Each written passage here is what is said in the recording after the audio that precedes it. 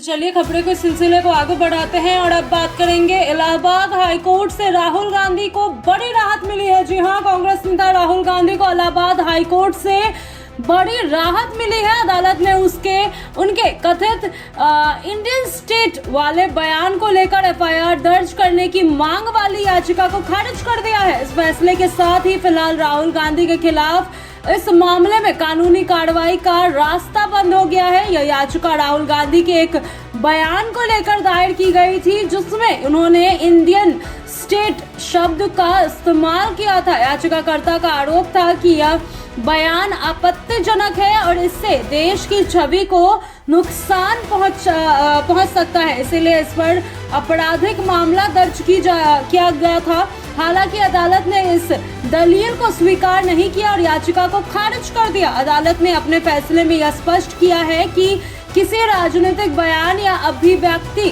को आपराधिक कृत्य मानने के लिए ठोस आधार होना जरूरी है। केवल असहमति या विवाद के आधार पर एफआईआर दर्ज करने की मांग न्याय संगत नहीं मानी जा सकती। कोर्ट ने यह भी संकेत दिया है कि अब अभिव्यक्ति की स्वतंत्रता लोकतंत्र का एक महत्वपूर्ण हिस्सा है और इसी बिना पर्याप्त कारण के सीमित नहीं किया जा सकता। इस फैसले के बाद राहुल गांधी को बड़ी कानूनी राहत मिली है, क्योंकि अगर याचिका स्वीकार कर ली जाती तो उनके खिलाफ आपराधिक जांच शुरू हो सकती थी। फिलहाल अदालत के इस निर्णय से यह साफ हो गया है कि इस मामले में एफआईआर दर्ज करने की जरूरत नहीं है।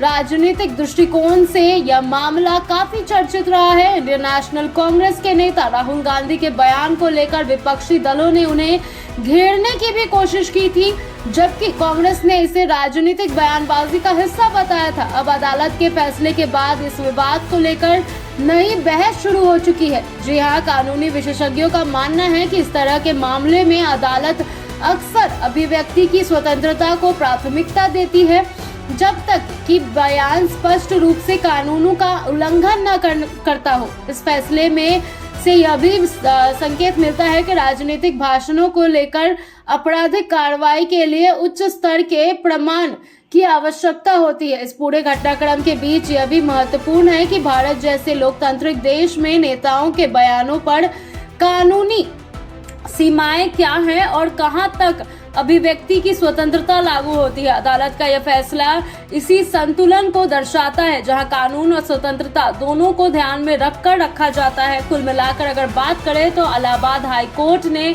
इस फैसले ने राहुल गांधी को तत्काल राहत दी है और यह स्पष्ट किया है कि हर विवादित बयान आपराधिक कार्रवाई का आधार नहीं बन सकता। अब यह देखना दिलचस्प होगा कि इस फैसले के बाद राजनीतिक और कानूनी स्तर पर क्या प्रतिक्रियाएं सामने आती है।